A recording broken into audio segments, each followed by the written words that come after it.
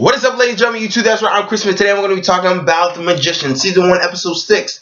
So here it is, right here, right now. So the basic episode was pretty much a pretty solid episode, right? So basic plot is kind of like they have to go through these trials in order to kind of like prove that they're a top-notch magician, right, for the most part, right? That's the kind of whole basis of this thing. Okay, so I actually did really enjoy this episode because I think this episode really did kind of do what I like the most in typical shows, is that they gave us some background, right? We actually get to learn a lot about a couple of characters, you know, their secrets, whatever it may be. So let's talk about some good things. The good things is the trials and stuff. The trials, I think, was a very interesting thing for the writers because the trials actually managed to make the characters inside of the show actually interact with the other characters and actually get to learn about each and every one of them. You know, now granted, some of them were, you know, all of their secrets were already kind of revealed to begin with. You know, like the Quentin stuff and sometimes the Alex stuff. We already kind of knew that, so it was just kind of like, what do you think, we're dumb, we can't remember?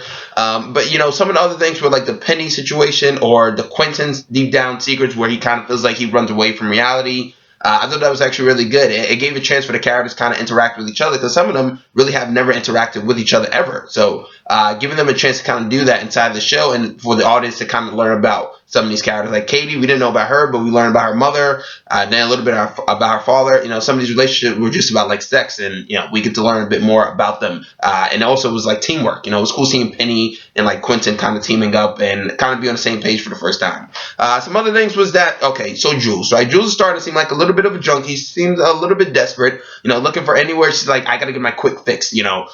So she eventually runs into Hannah, which is, you know, Katie's mom, and then they kind of doing some stuff. She kind of has this big accident, and then you kind of be like, okay, Jules' powers are a bit more, you know, stronger than usual. So you start to wonder, why did, you know, Marina, or whatever her name is, right, you know, kind of casted Jules out, because Hannah and Jules, they kind of both have a similar, you know, thing. So therefore, I'm wondering, you know, did Marina kind of like cast Jules out because she knew how powerful Jules could be in the future, right? Or did she just kind of like do it because she just wanted to kind of fuck with Jules? So when I'm looking at it, it was just like, because Jules is obviously in a bad state of mind, right? So therefore, if her powers are kind of like very unstable, it'd be kind of like Dane DeHaan in like Chronicle, where his mind was kind of like messed up, so his powers made him almost even more stronger because he was unstable. So I'm just like, maybe that could be it, and maybe we'll have, you know, Marina versus Jules and like a witch off or something, and it'll just be the battle of the witches or something. But yeah, you know, Margot and Elliot, I thought they were funny, and granted, like I said, I said in the previous episode that Margot and Elliot, they do seem like they're just kind of like wandering around, and for the most part, they kind of are, but they are definitely the comedic relief in this episode, and it worked out very well. You know, I laughed at a couple of scenes of theirs, especially like blowing the horse. I thought that was funny. I thought that was actually probably one of the better things, you know, of this episode. Like, if they're going to say the comic relief, fine. But it's definitely not a lie when I say that, you know, they are probably the least developed characters on the show. But yeah, for the most part, and then the final thing, right? When they do the secrets revealed thing, I thought that actually was good to see some of the secrets revealed.